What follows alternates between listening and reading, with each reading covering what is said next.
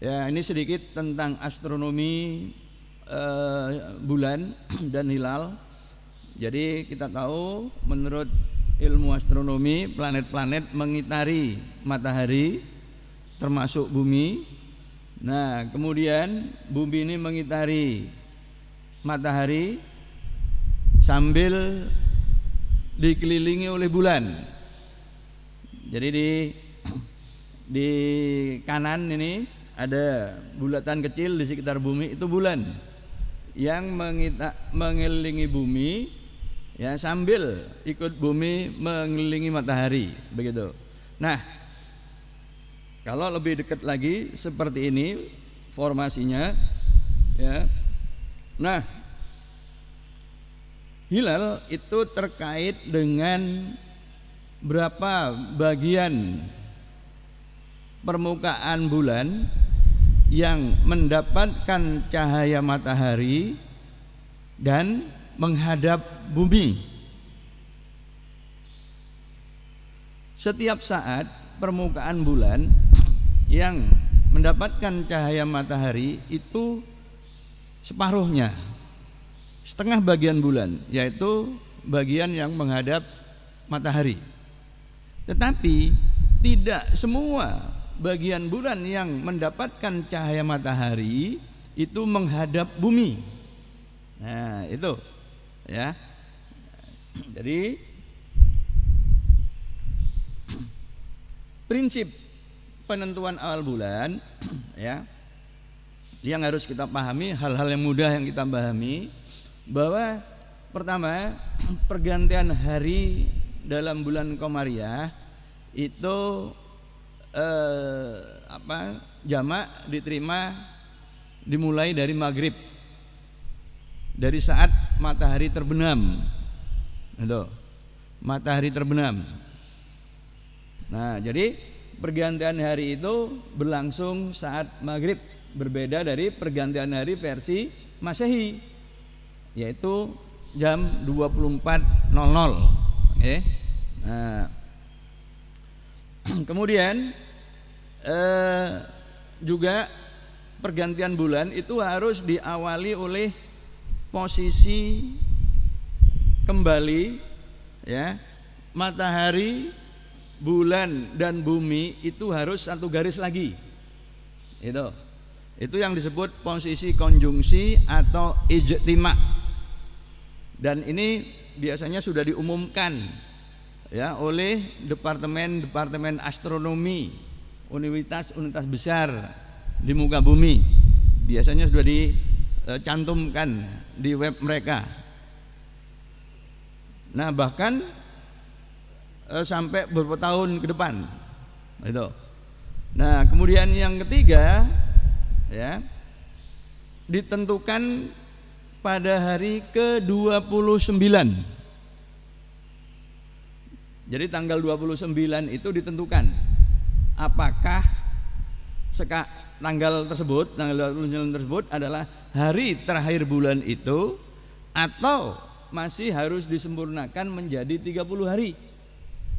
Karena itu sistem apapun untuk penentuan kalender, untuk penentuan jumlah hari satu bulan dalam sistem Qamariyah, pasti jumlah harinya 29 atau 30. Tidak bisa 28, tidak mungkin 31. Karena ditentukannya pada tanggal 29. Tanggal 29 itu kita akan memutuskan apakah hari ini akan berakhir sehingga besoknya bulan baru, atau ya masih diistikmalkan, disempurnakan menjadi 30 hari. Gitu. Kalau sudah 30 hari nggak usah ditentukan sudah. Ya, besoknya pasti tanggal 1. Nah, itu prinsip penentuan awal bulan. Nah, kemudian maghrib itu matahari terbenam. Matahari terbenam itu artinya permukaan atas matahari itu bersentuhan dengan ufuk, dengan kaki langit barat. Itu yang dimaksud dengan maghrib. ya itu adalah waktu terbenamnya matahari. Ya, jadi maghrib itu bisa bermakna waktu terbenamnya matahari, sehingga kemudian ditandai dengan azan maghrib itu, atau tempat terbenam. Tempat terbenam itu di barat. Negeri Maghribi itu negeri-negeri di barat, di Afrika. Ya, menurut kita itu di barat. Menurut orang Arab itu juga masih di baratnya Arab. Makanya disebut negeri Maghribi. Nah, itu maghrib. Ya, jadi permukaan atas, piringan atas matahari bersentuhan dengan ufuk. Itu kalau kita datang ke Kenjeran melihat ke Suramadu, melihat ke barat, ya, maghrib itu ketika piringan atasnya matahari itu udah hilang. Kalau masih muncul sedikit, itu belum maghrib. Ya, jadi secara astronomis itu seperti itu makna maghrib, yaitu piringan atas matahari bersentuhan dengan kaki langit. Nah ini biasanya ini tempat pengamatan di Tanjung Kodok. Nah, jadi lokasi hisab ini, dan ini sekaligus menjadi acuan data untuk menghitung tinggi hilal. Jadi tinggi hilal itu sangat tergantung pada posisi, karena itu disebut fenomena lokal. Jadi di mana itu dihitung dan dari ketinggian berapa hilal itu dihitung. Nah, ini biasanya kalau yang di Tanjung Kodok itu 10 meter dari permukaan laut itu. Oke. Nah, itu data yang dipakai oleh para ahli hisab. Nah, ini tadi konjungsi. Jadi konjungsi itu jadi dari satu garis yang pink ini, ya, dari satu garis pink ke pink yang berikutnya, ini siklus 1 bulan komariah. Waktunya itu sekitar 29,5 hari. Tidak persis, ya, tapi pada kisaran itu. Itulah sebabnya jumlah hari sistem komariah itu 29 atau 30. Tidak pernah 28 hari, tidak pernah 31 hari. Ya. Gitu. Kalau 28 atau ada 31 itu bisa dipastikan salah. Nah, seperti yang saya sebutkan tadi, setiap saat permukaan bulan yang mendapatkan cahaya matahari selalu separuhnya. Kalau di gambar ini, jamaah, itu adalah, jadi yang kanan atas itu bulan, yang merah kiri itu saya kecilkan, ya, itu matahari, kemudian yang bawah itu bumi. Nah, bagian permukaan bulan yang mendapatkan cahaya matahari, ya, itu adalah A, B, C, P, A. Jadi separuh yang kiri. Separuh yang kanan itu gelap karena tidak mendapatkan cahaya matahari. Selalu begitu, selalu separuhnya. Tetapi bagian bulan yang menghadap bumi, jadi di gambar ini perhatikan, itu adalah B, C, D, F, P, B.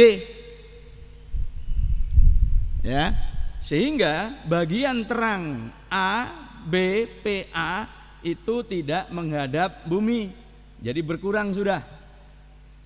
Kemudian bagian gelap P, C, D, F, P menghadap bumi.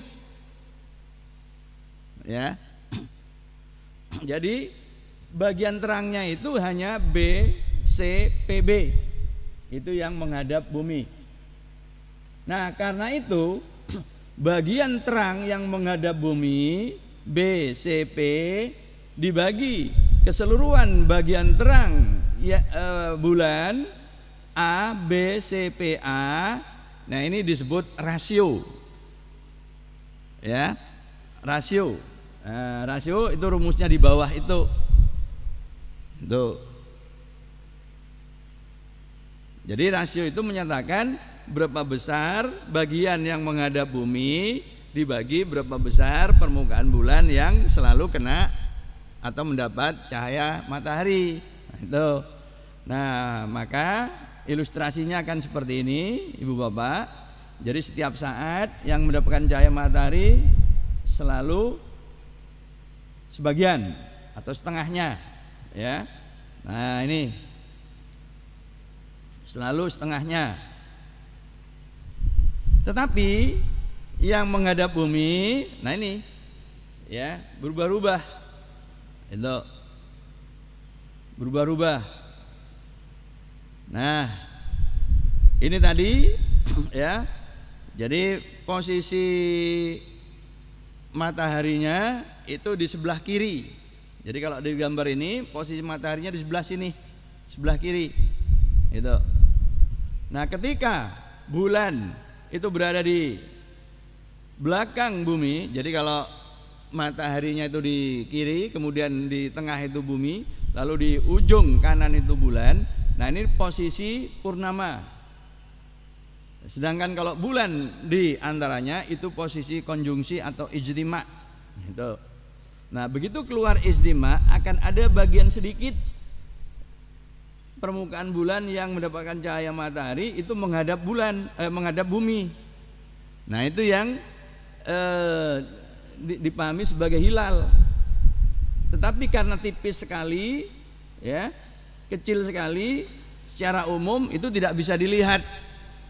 Nah, kapan mulai bisa dilihat? Nah, disitulah terjadi perbedaan penerimaan sebagai kriteria masuknya awal bulan, begitu. Nah, ini, ya. Jadi ini gambar lengkap, video lengkap. Jadi yang tengah itu bulan yang setiap saat mendapatkan cahaya matahari, selalu separuhnya. Tapi bagian kiri adalah bagian terang yang kita lihat sebagai fase bulan. Mulai bulan sabit, kemudian menjadi separuh, ya, separuh cekung, separuh cembung, lalu full moon, lalu kembali kecil. Nah, itu tergantung posisi relatif bulan. Nah, ini, ya. Nah, jadi itu secara astronomisnya, kalau kemudian fotonya dikumpulkan untuk 30 hari seperti ini, gitu ya. Nah, ketika menghisap itu melibatkan variabel atmosfer, ya. Nah, kemudian yang namanya deep seperti tadi, ya, tinggi pengamatan. Kalau di Tanjung Godok itu biasanya 10 meter begitu. Ya, kemudian faktor paralaks. Nah, jadi hilal, ya, ini adalah jadi ditentukan pada tanggal 29 ketika maghrib itu, okay. Nah, kalau posisi bulan itu, ya, ini gambaran langit barat. Kalau permukaan bulan itu masih di bawah ufuk, ini namanya bulan atau hilal negatif. Okay. Yang dimaksud negatif itu permukaan bawah hilal itu, permukaan bawah bulan itu masih di bawah ufuk. Yang ini. Nah, kalau ini 0, ya, 0. Nah, kalau sudah di atas ini yang disebut wujud, ya, atau sudah lahir, hilal sudah lahir, begitu, ya, sudah lahir. Nah, ini yang digunakan oleh sebenarnya yang digunakan oleh Muhammadiyah, ya, sudah lahir itu. Tapi seperti yang saya sebutkan tadi, karena masih tipis belum tentu bisa dilihat, begitu, ya. Itu perbedaannya, itu perbedaannya di situ. Nah, Muhammadiyah udah pokoknya ada positif, hilal udah ada, meskipun nggak bisa dilihat. Nah, di situ perbedaannya di situ, ya. Nah, kalau ini positif, ya, ini positif. Nah, disinilah terjadi perbedaan kriteria terbaru. Nah, ini perlu saya sebutkan kriteria terbaru yang sudah diterapkan mulai tahun lalu, ya. Ini berubah. Kalau sebelumnya itu ketinggian 2 derajat dengan jadi tinggi. Nah, tinggi itu diukur dari bawah, dari ufuk ini 3 derajat, ya, 3 derajat itu. Sedangkan apa namanya ini elongasi itu jarak bulan dan matahari. Ya, kalau dulu 3 derajat, sekarang 6,4 derajat. Ini kriteria baru. Itu yang ditetapkan oleh Kementerian Agama. Nih. Nah, jadi apa artinya ini? Ya, artinya tinggi hilal itu begini, ya. Jadi imkan ru'yat 3 derajat itu kemungkinan hilal dapat dilihat jika tinggi minimumnya itu adalah 3 derajat. Ini nggih. Itu. Nah, ini nanti prakteknya begini. Kalau menurut hisab tinggi hilal itu kurang dari 3 derajat, ini Ibu Bapak, ini supaya diperhatikan ini. Ya, saya ingin menegaskan kembali materi khutbah Jumat yang lalu supaya kita ini tidak kemudian menang-menangan merasa benar sendiri, begitu ya. Karena begini nih, jadi kalau ketinggian hilal itu menurut hisab itu kurang dari 3 derajat, ya, maka kalau ada orang mengaku berhasil meru'yat, kesaksiannya itu pasti ditolak. Tuh, ya. Kan kalau kita mengatakan loh, zaman Nabi dulu kan ru'yat, betul. Dan zaman itu ru'yat, dan kalau kesaksian diterima. Nah, ini sekarang kalau menurut hisab itu tinggi hilal kurang dari 3 derajat, kemudian ada orang mengaku berhasil meru'yat, kesaksiannya pasti ditolak. Nah, gitu loh, supaya kita paham ini. Makanya tadi saya sebutkan, jadi yang berbeda itu di Indonesia adalah sesama penganut hisab. Itu, ya. Ini nanti jadi seperti itu. Nah, tapi kalau hisabnya itu lebih dari 3 derajat, ya, karena begini, karena prakteknya itu bisa dikatakan selalu ada orang yang kemudian berhasil meru'yat, selalu ada, gitu ya. Ini dari catatan, ya apa? Catatan para catatan meru'yat dari waktu ke waktu. Ya. Nah, cuman sekarang mulai ada saringan, begitu, ya. Mulai ada saringan, begitu. Nah, karena selalu ada orang yang mengaku berhasil meru'yat, jadi kalau tinggi hisab itu lebih dari 3 derajat, ya selesai. Maka sidang isbat akan memutuskan bahwa besoknya itu pasti awal bulan, begitu. Ya, karena apa? Karena kesaksiannya pasti diterima, gitu. Sementara kalau hisabnya kurang dari 3 derajat, kesaksiannya pasti ditolak. Ini, gitu loh, ya.